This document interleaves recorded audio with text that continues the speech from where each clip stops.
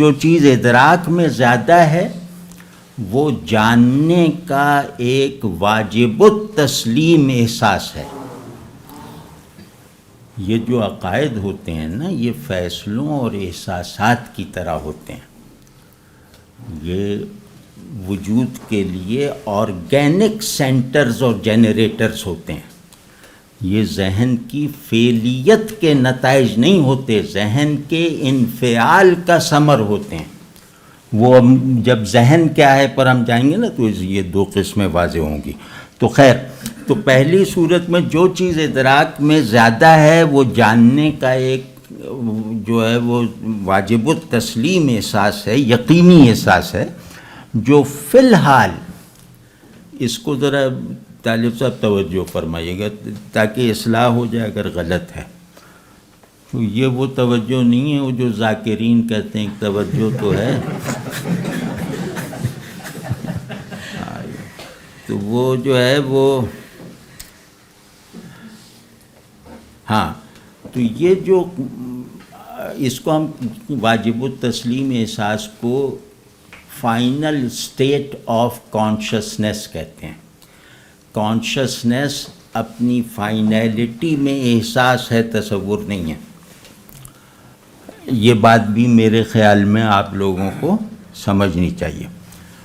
تو وہ جو قابل تسلیم احساس ہے، جو وہ ہائر فارم آف کانشسنس ہے، جو شعور کی پیسیوٹی کو شعور کی پیسیوٹی کا وہ ہے، مطلب کی پراپرٹی ہے.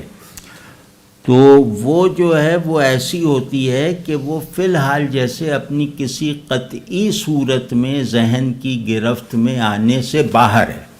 جہاں ادراک زیادہ اور اظہار کم ہے تو اس کا مطلب یہ ہوتا ہے کہ اس نے ایک صورت، ایک حصے ادراک تو شعور میں پیدا کر دی، ایک کیفیت ادراک تو پیدا ہو گئی ہے جو میرے لیے یقینی ہے، اس پہ شبہ کی کوئی گنجائش نہیں ہے. لیکن یہ کہ وہ اتنی ہائر کانشسنس کی اس پر ہے کہ وہ میرے ورکنگ ذہن کی گرفت میں آ کر اس کے لیے مانوس اور قابل شناخت صورت بننے سے ابھی بلند ہے.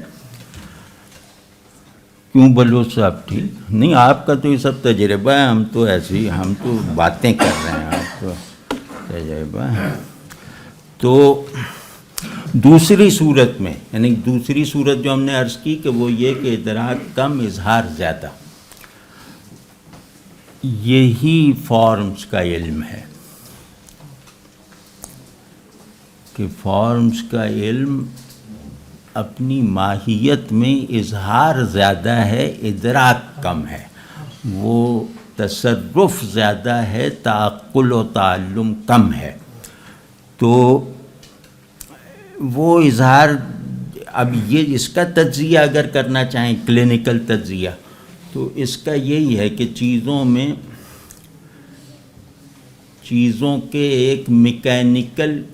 کو ایک میکینیکل فکسٹی سے نکال کر انہیں شعور میں تنوع کی خواہش کی تکمیل کے لائق بنانا، یہ علم ہے. دنیا کا علم اس لیے ہوتا ہے کہ اس میں روز بروز رنگا رنگی رہے، تنوع رہے، اور اس کا کوئی معلوم مطلق نہ ہو.